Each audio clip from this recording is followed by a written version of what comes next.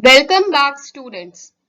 In this video, we are going to start third part of lesson 3 text management in MS Word 2010. In our previous video, we have discussed how we can create header and footer, what is the use of tabs, how we can use find and replace text, how we can apply subscript and superscript to the text, and what is the use of Format Painter tool. Now, in this video, we are going to discuss the use of custom margin, page orientation, page size, column formatting, and more columns option. Custom margins option. This option helps the user to set the page margins manually. The steps to set the custom margins options are: Step 1. Select the Page Layout tab. Step 2. Click the Margins drop-down button and click Custom Margins option. The Page Setup dialog box window opens. Step 3. Now, the user can type the desired values in the top, bottom, left and right text boxes under Margins section. Step 4. Click OK button. Now let us understand how we can apply custom margins with the help of example. To do so, first of all, we will open MS Word. In MS Word, we will click on Page Layout tab. This is a menu bar. From menu bar, we will click on Page Layout tab. Then in Page Layout tab, we will go to Margins option. In Margins option, we will click on this arrow button. Now here, in previous video, I have already told you what is the use of these normal, narrow, moderate, wide and mirrored Office 2003 default options. What is the use of these one? We have already discussed in our previous video. Now we are going to discuss custom margin. So to apply custom margin, we will click on this last option, that is custom margins. When we click on this option, page setup dialog box appears on screen. Here you can see page setup dialog box. Now we know that margin is a distance between the edge of a page and a text. So here you can see top, left, bottom, right, gutter position. Okay, these options are given. What is gutter and gutter position? It means from where text starts. Okay, here it is given left. It means when we start typing, text will appear on the left of the page. Now suppose let us set here top 2 inches, left 2 inches, then bottom 2 inches, right 2 inches, and after making all the settings, we will click on OK button. Now you can see the changes on a screen. Okay, now the distance between the edge of a page and text is 2 inches. Okay, so this is how we use custom margin option. Next, page orientation. Orientation specifies the direction of the layout of the document. The two types of orientation are: portrait, indicates vertical orientation of the document; landscape, indicates horizontal orientation of the document. Step 1. Select Page Layout tab. Click Orientation drop-down menu from Page Setup group. Step 2. Click either Portrait or Landscape option. Now let us understand what is page orientation. In MS Word, there is two types of page orientation, that is portrait and landscape. By default, the direction of a page which you see, this vertical direction of a page is portrait orientation. And when this page is changed to landscape, means horizontally, that is landscape orientation. Most often, when we used to make paintings, drawings, etc. in our drawing book, so that is landscape orientation. We know that the size and the page direction of our drawing book is horizontal. So that is landscape orientation, and our notebooks and books, they are in portrait orientation. Now let us understand how we can change page orientation.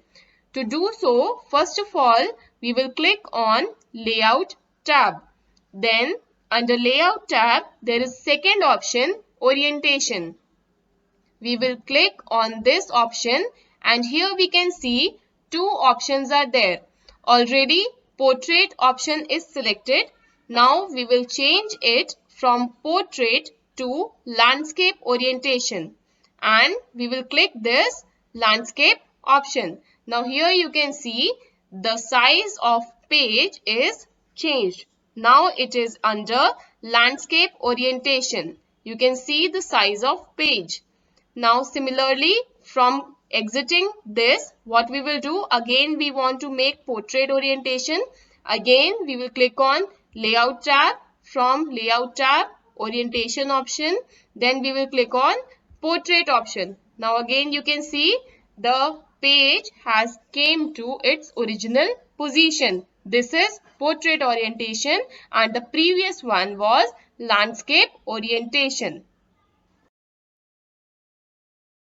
Next, page size. The page size should be set before taking the printout of the document. The steps to set the page size are: first, select the Page Layout tab. Second, click the Size drop-down button. A list of paper size options appear. Step 3, choose the desired page size. In Microsoft Word, we can also change the size of a page. In market, there are different type of paper available in different sizes. If we want to take our printout on different sizes, then for do that, first of all, we have to set page size before taking printout in MS Word. To do that, what we will do, first of all, we will click on the Layout tab. Then under Layout tab, there is option Size. Now here you can see by default letter size is there, and second option you can see A4. Most of the printouts that we are taking through our printer are on A4 size. So first of all, before taking printout, we have to set this to A4.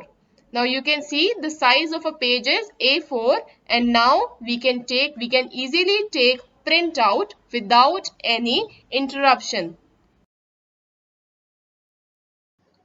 Column formatting. This kind of text formatting can be seen in the newspapers and magazines. The text will be arranged in the form of columns. MS Word 2010 provides options to format columns in the way it appears in the newspapers.